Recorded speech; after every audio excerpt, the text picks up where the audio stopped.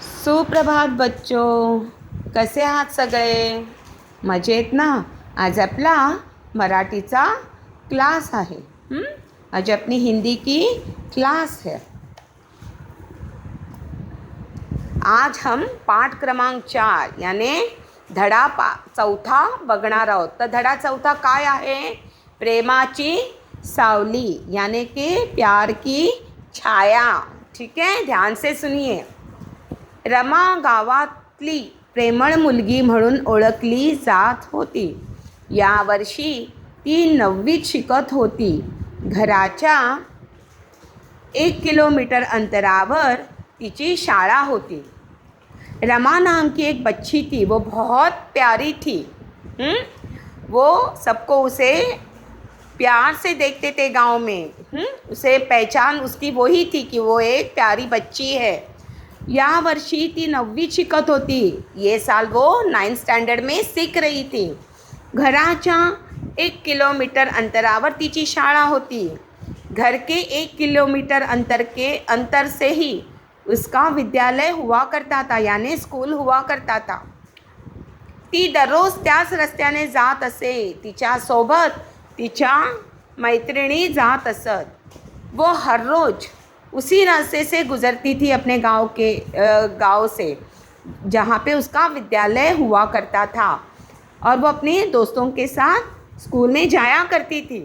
त्याच रस्त्यावर जगन्नाथ काका नावाचे म्हातारे गृहस्थ झाडाखाली येणाऱ्या जाणाऱ्यांचे जोडे नीट करत, पॉलिश लावून चकचकीत करत, तुटलेला अंगठा जोडत रमा आपल्या मैत्रिणींसोबत अशा कामासाठी तिथेच थांबायची। ओके, वो स्कूल जाने के लिए अपने दोस्तों के लिए रुकती थी हमेशा कि साथ में जा सके स्कूल जाने के लिए। तब वहाँ पे एक बूढ़ा रास्ते पे छोटी सी दुकान खोल के बैठा था, जो जूते मरम्मत करता था, बूट को पॉलिश करके देता था, चमचमाता था बूट को। वो लोगों के जो जूते हुआ करते थे उन्हें चमचमाता था वो अच्छे से पॉलिश करके। और वो वहीं पे उसी की दुकान के पास वो अपने दोस्तों के साथ खड़ी रहती थी स्कूल जाने के लिए। ठीक है, त्यांच्याशी गप्पा गोष्टी करायची। जगन्नाथ काका एका झाडाच्या सावलीत आपले दुकान लावून बसलेले असायचे। वो जो जगन्नाथ काका थे, जिनकी वो दुकान थी जूते पॉलिश करने की या चप्पलों को मरम्मत करने की, वो एक पेड़ के नीचे थी। और वो उसी पेड़ के बाजू में जहाँ पर जगन्नाथ काका की दुकान थी वहाँ बैठा करती थी, मतलब खड़ी रहा करती थी। और वो जगन्नाथ काका से हमेशा वार्तालाप भी करती थी। एकदा अचानकपणे खूप जोराचे वादळ वाहू लागले। झाड खूप मोठे होते। वाऱ्याच्या वेगाने झाड मोडून पडले। एक बार क्या हुआ, जोर से तूफान आया और उसमें वो झाड़ जो थे जोर जोर से हिलने लगे। और उसी पेड़ के नीचे जहाँ जगन्नाथ काका की दुकान थी वहाँ वो पेड़ भी जोर जोर से हिलने लगा। और उसके कारण वो झाड़ जहाँ जगन्नाथ काका बैठते थे, जैसे कि वो भी टूट के गिर पड़ा। यहाँ देखो चित्र में दिखाया ना कि जहाँ पे अपनी दुकान जगन्नाथ काका लगाते थे, वो पेड़ अचानक से तूफान की वजह से गिर पड़ा। पण लोकांची तिथे ये जा असल्याने व्यवसाय धंदा चांगले चाले, म्हणून त्यांनी ती जागा सोडली नाही। ऊन असो किंवा पाऊस असो, जगन्नाथ काका आपले काम मन लावून करीत असत। धूप रहने दो, बारिश रहने दो, कुछ भी रहने दो, लेकिन उन्होंने पेड़ टूटने के बाद भी जगन्नाथ काका ने वहाँ पे अपना दुकान छोड़ा नहीं। क्यों? क्योंकि वो वहाँ पे लोगों की रहल पहल चहल थी और लोग आते जाते थे, और इस वजह से उनका धंधा पानी भी अच्छे से वुड पॉलिश का चलता था जगन्नाथ काका का। और इसीलिए उन्होंने उस जगह को छोड़ा नहीं। हाँ, वो वहीं पे काम करते रहते थे। एके दिवशी रमा आपल्या मैत्रिणींसोबत शाळेतून निघाली होती। मध्येच रमाच्या चपलेचा अंगठा तुटला। चप्पल पायात घालता येईना म्हणून तिने चपला हातात घेतल्या. उन्हाने रस्ता तापलेला होता. पाय भाजू लागले. रमाबरोबर सगळ्या मैत्रिणी धावत पळत जगन्नाथ काकांजवळ पोहोचल्या. काकांनी एका जुन्या चप्पलचा जोड रमापुढे ठेवला आणि म्हणाले, मुली, तुझी चप्पल दुरुस्त होईपर्यंत ह्या पायात ठेव. तुझे पाय भाजणार नाहीत. एके दिवशी रमा आपल्या मैत्रिणींसोबत शाळेतून निघाली होती. एक दिन क्या हुआ, रमा अपने दोस्तों के साथ स्कूल से निकल गई थी. मतलब स्कूल छूट चुका था और वो अपने स्कूल से घर जाने के लिए दोस्तों के साथ निकली थी. मध्येच रमाच्या चपलेचा अंगठा टूटला. बीच में ही रास्ते में रमा की जो चप्पल थी वहाँ पे उसकी चप्पल जो अंगूठा रहता है चप्पल का वो टूट गया.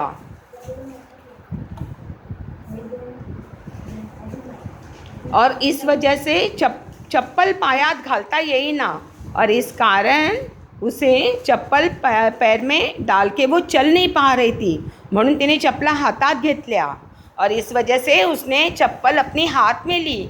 उन्हाने रास्ता तापलेला होता और धूप की वजह से जो रोड था, जो वो रास्ता था स्कूल से घर जाने वाला और घर से स्कूल जाने वाला, वो रास्ता बहुत मतलब क्या बोलते हैं उसे, गर्म हो चुका था धूप की वजह से. पाय भाजू लागले और उसकी जो गर्मी थी पाँव को चोट पहुंचा रही थी. रमाबरोबर सगळ्या मैत्रिणी धावत पळत जगन्नाथ काकाच्या जवळ पोचल्या और रमा के साथ जो उसकी सहेलियाँ थी वो जो मतलब गर्मी लग रही थी, धूप की वजह से जोर से पाँव जल रहे थे और इस वजह से उन लोग जोर से भाग के पेड़ की छाया में जहाँ पे जगन्नाथ काका का दुकान था वहाँ पे वो पहुँच गई. काकांनी एका जुन्या चपलांचा जोड रमा पुढे ठेवला आणि म्हणाले, मुली, तुझ्या चप्पल दुरुस्त होईपर्यंत ह्या पायात ठेव. तुझे पाय भाजणार नाहीत. जो पेड़ के नीचे जगन्नाथ काका ने दुकान लगाई थी वो रमा अपने दोस्तों के साथ वहाँ पहुँच गई. तब जगन्नाथ काका ने क्या किया, उनको पता चला कि धूप की वजह से रास्ता बहुत गर्म है और उस वजह से रमा के पाँव जल रहे हैं. और तब उन्होंने क्या किया, चप्पल उसकी पाँव से निकाल के दुरुस्त करने के लिए ले ली और बोला, जब तक तुम्हारे चप्पल दुरुस्त नहीं हो जाती या रिपेयर नहीं हो जाती तब तक आप इसे अपने पाँव में पहन के रखिए. और तब तक आप ये अगर चप्पल पाँव में पहनते हैं तो आपके पाँव जलेंगे भी नहीं. ठीक है. रमा व तिच्या मैत्रिणींनी ते ऐकले. त्यांना खूप आनंद झाला. काका आपल्याविषयी काय विचार करतात हे ऐकून त्यांच्या मनात काकांविषयी आदर वाढला. जगन्नाथ काकांशी त्यांचे जणू नाते जुळून गेले होते. ते या मुलींवर पोटच्या मुलीसारखी माया करत. अब इतने दिन से वो स्कूल से जाते थे आते थे उसी रोड से जहाँ पर जगन्नाथ काका की दुकान था. तो उनके साथ जैसे कि रिश्ता बन चुका था उन सहेलियों का और रमा का वो जगन्नाथ काका से. तब उन्होंने उसका भी ख्याल रखा. जब उसके पाँव जल रहे थे तब रमा व तिच्या मैत्रिणीने ते ऐकले. जब जगन्नाथ काका का और रमा का जो संवाद हो रहा था तब उसके दोस्तों ने ये सारी चीज़ें सुनी. उनको बहुत अच्छा लगा कि जगन्नाथ काका उनका ख्याल कर रहे, उनके बारे में सोच रहे. और वो उनकी रिस्पेक्ट भी करने लगे, आदर करने लगे. जगन्नाथ काकांशी त्यांचे जणू एक नाते जुळून गेले और इस वजह से उनका एक रिश्ता सा बन गया था. ते या मुलींवर पोटच्या मुलीप्रमाणे माया करत. और वो सारे रमा और वो जो दोस्त थे, रमा और वो जो दोस्त थे उनके ऊपर वो जगन्नाथ काका अपने बच्चे की तरह प्यार करते थे. वो उन्हें अपने बच्चों की तरह समझते थे. ठीक है. आज का ये प्रथम भाग यहीं पे समाप्त होता है। मिलते हैं अगले भाग में। स्वस्थ रहिए, मस्त रहिए। Thank you.